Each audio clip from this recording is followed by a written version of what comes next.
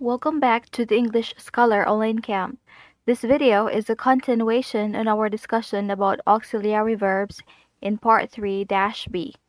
In that video, we discussed the function of auxiliary verbs as a non-finite type of verb.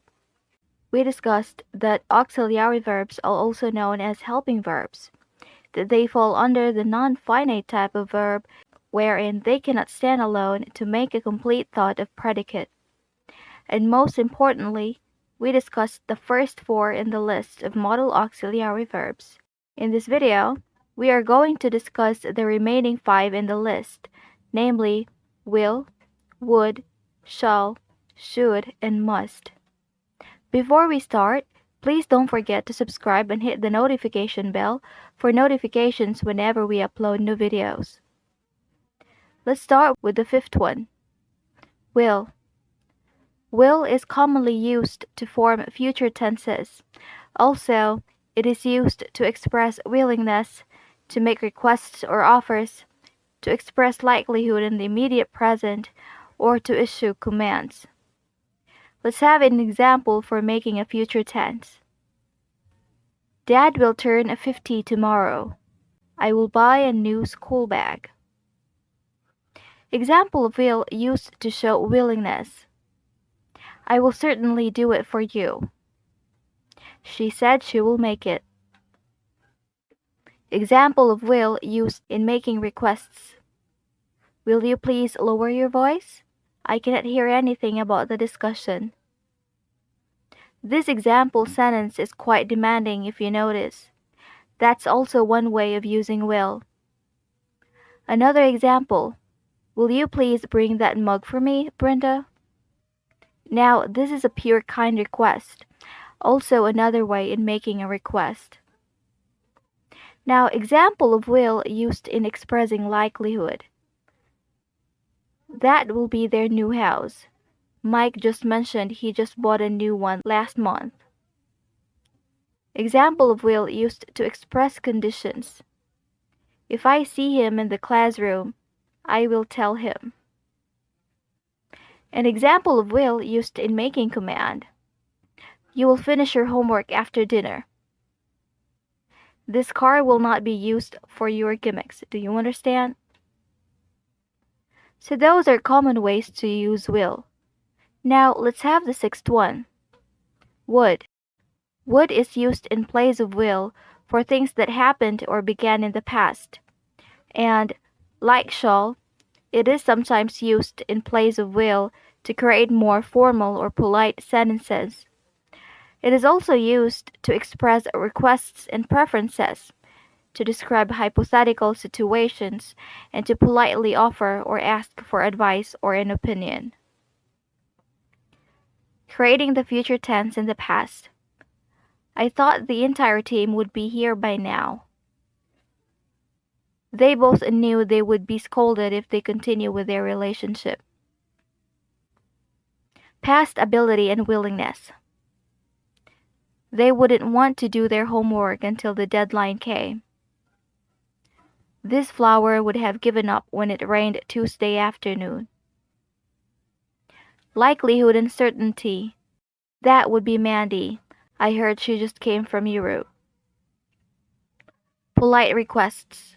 Would you please remove the battery for me? Would you mind getting me a coffee when you come from the store? Expressing desires. I would like to be a journalist one day. We would love to join if you just give us a chance. Preferences. I would rather be inside the house whole day than be burned by the sun. Asking or giving suggestions. Where would be the best country to go for a week vacation? Korea would be best. Seventh one. Shall. Shall is used in many of the same ways as will, to form future tenses, to make requests or offers, to complete conditional sentences, or to issue maxims or commands. Although will is generally preferred in modern English, especially American English, Using shall adds an additional degree of politeness or formality to the sentence that will sometimes lack. Generally, shall is only used when I or we is the subject, though this is not a strict rule and does not apply at all when issuing commands, as we will see later on. So let's have examples. Creating the future tense. We shall be staying in one room when we arrive in Loa. The driver shall be there before 1 o'clock. Offers suggestions and advice. Shall we go on a walk at the park? Shall we go ahead? Shall I make breakfast? Conditional sentences. I shall contact the school bus driver if Kirk does not arrive by 4 p.m. We shall not waste time if we would not want to be screwed for the finals. Formal commands. Employees shall use their time efficiently during office hours. Students shall be silent during exams. So those are some ways in using shall. Let's have the eighth modal auxiliary verb. The modal verb should is used to politely express obligations or duties, to ask for or issue advice, suggestions, and recommendations, to describe an expectation, to create conditional sentences, and to express surprise.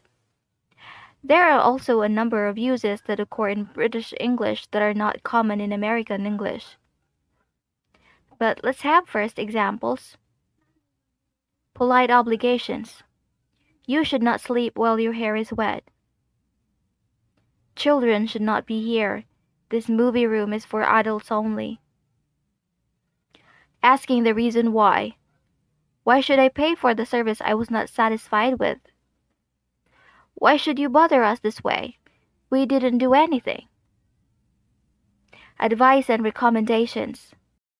You should maintain your medications so as to not repeat what had happened. You should set a schedule for you to manage your time properly. Expectations. The team should be here by now. We should see the grades shortly. Should versus supposed to or versus meant to. In many instances, should can be replaced by the supposed to or supposed to be or be meant to or meant to be with little to no change in meaning.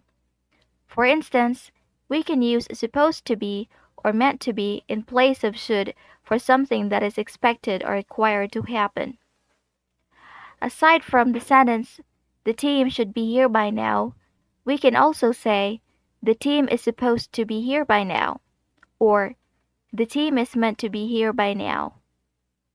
Another example, aside from, we should see the grades shortly, we can also say, we are supposed to see the grades shortly, or we are meant to see the grades shortly. Let's have the ninth one. Must. Must is most often used to express necessity, that something has to happen or to be the case. We also use the sense of the word to indicate a strong intention to do something in the future, to emphasize something positive that we believe someone should do, and to introduce or emphasize an opinion or sentiment. In addition to indicating necessity, must can be used also to indicate that something is certain or very likely to happen or to be true. Let's have examples for expressing necessity. Our classroom door must be open at all times. This must be kept a secret, okay?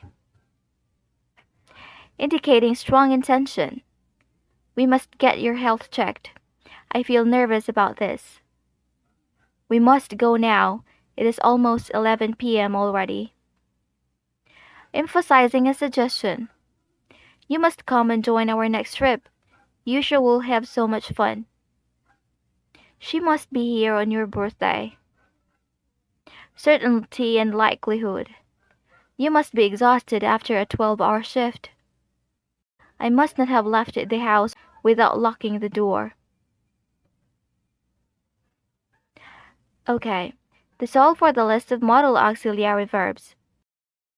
In the next video, we are going to discuss the semi-modal auxiliary verbs. For now, thank you for watching and see you in the next video.